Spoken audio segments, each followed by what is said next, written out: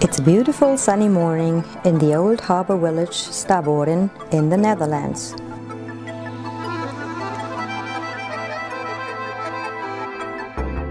We are looking out from our balcony and discover the first showcases floating on the IJsselmeer. Gosh, isn't that a fantastic view?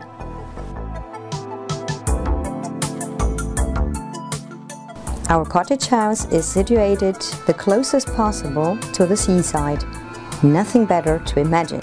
Suddenly, we are part of the Stavoren Visserijdagen, a traditional festival which takes place every second year only.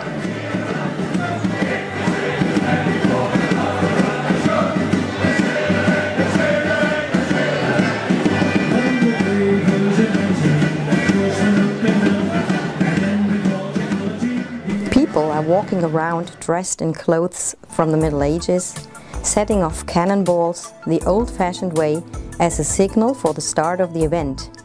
Helicopter trips, activities with the local fire brigade, merry-go-rounds and other attractions for young and old are offered.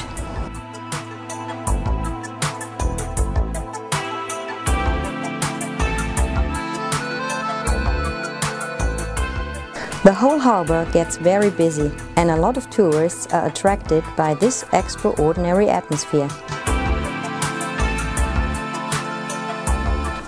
At 10 o'clock, especially the kids are very excited.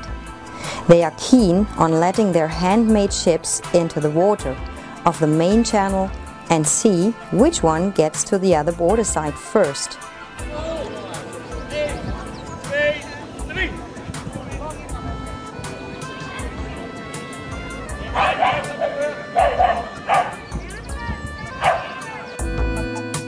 And yes, you are seeing it right. The biggest part of such a boat is formed by a wooden Dutch shoe, a so-called klompje. At the end of the race, the winners are officially awarded with medals by the Queen of the festival. On Monday morning, we are starting an excursion to the other side of the IJsselmeer. Every day during high season, the ferry to Enkhuizen arrives in Stavoren harbour at 10 o'clock. The ferry does only carry passengers and bikes, no other vehicles are allowed. So we are enjoying a smooth boat trip in the sunshine while other boats are passing by. Our reduced tickets are combining the boat trip with the museum we are intending to visit today. We feel to be in good hands, and after 1.5 hours we are arriving at the Zuiderzee Museum in Enkhuizen.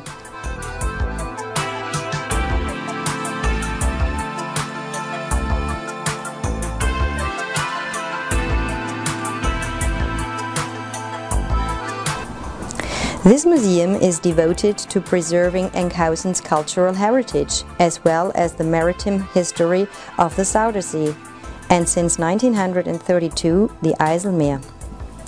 Open year-round, it consists of an inside and an outside museum, though the outside museum is only open in the summer. This part of the museum was completed in 1983, and it recreates a village of small houses from all over the IJsselmeer region and represents the way people lived in the IJsselmeer in the 19th century and at the start of the 20th century.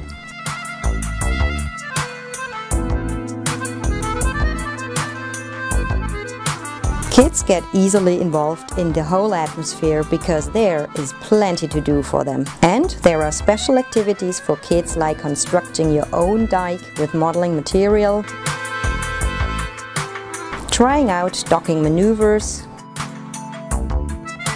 and the best is that families can get creative all together, like for example building wooden sailing boats. As this exciting day is over, we are having dinner in Enkhuizen's inner city. Of course, we don't miss to taste mosselen.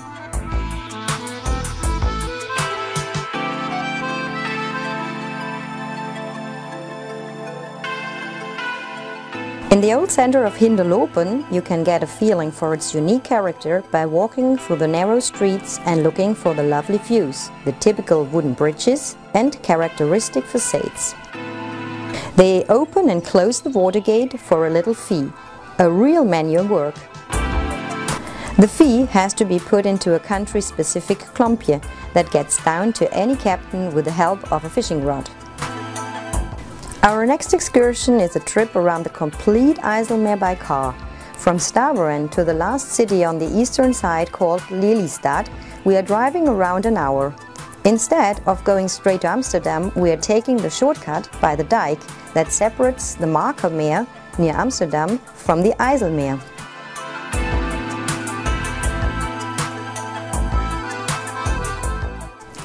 Especially on such a sunny day, you can clearly see the difference in height and color. It seems to be a real miracle. How has mankind managed to drift two seas apart from each other? The so-called afsluitdijk, separating the IJsselmeer from the Waddenzee, which is not less than a part of the North Sea, was constructed in 1933. With 90 meters width and 32 kilometers length, it's connecting two Dutch regions to each other. Only 7 meters of height above sea level are different salt water from fresh water.